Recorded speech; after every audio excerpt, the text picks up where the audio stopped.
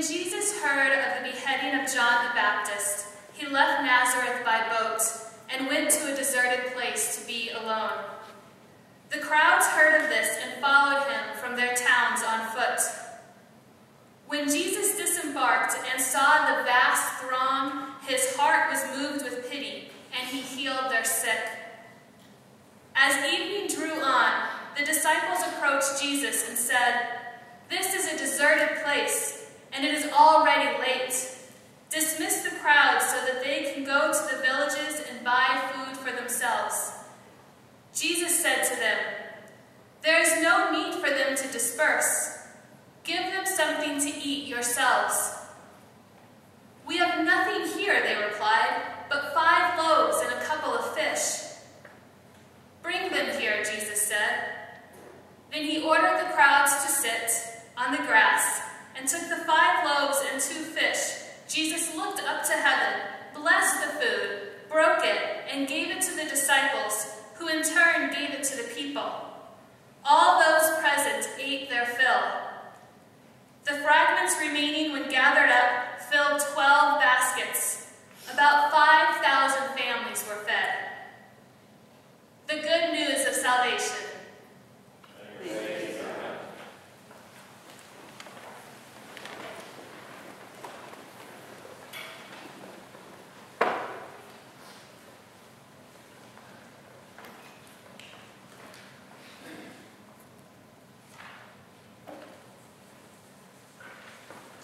Earlier this week, a poll was taken to rate Congress's approval rating right now in this current economic and political time. And along with polling Congress this time, this poll company asked participants of the poll to rate God's approval. The poll asked, if God exists, do you approve or disapprove of God's performance? God received a 52% approval rating. And in the world of politics, that's not that bad. That's a pretty good rating. But I'd like to think about that rating compared to our readings today. We have really beautiful readings today. In the first reading, we hear God calling all who are thirsty to come and drink water. All who have no money to come receive grain and wheat without cost, without price. And we're encouraged to rely on God, not on what we can gather or consume, but instead trust that God will provide. And in the second reading, we are assured that nothing will separate us from the love of God. Not persecution, not famine, not present things or future things. Nothing. And in the gospel, Jesus is presented with this hungry crowd of over 5,000, and he's able to take 5 loaves and 2 fish and feed them all, and there's an abundance left over.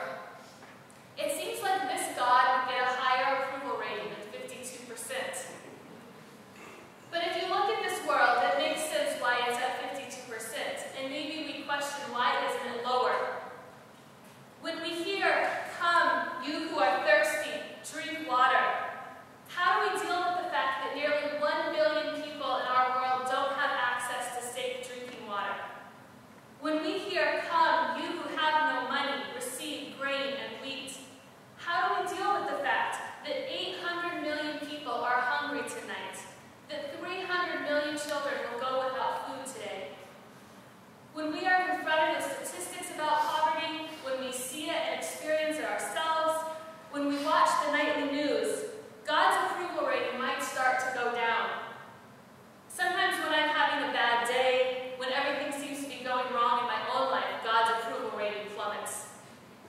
At times like this, I look at our readings and I wonder about those promises, and I wonder, where is God?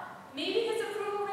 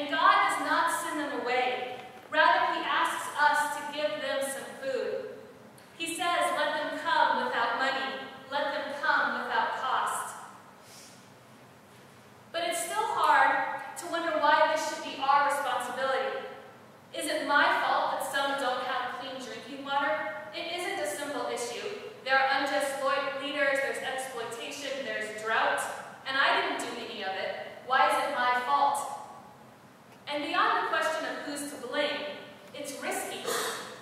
The first reading challenges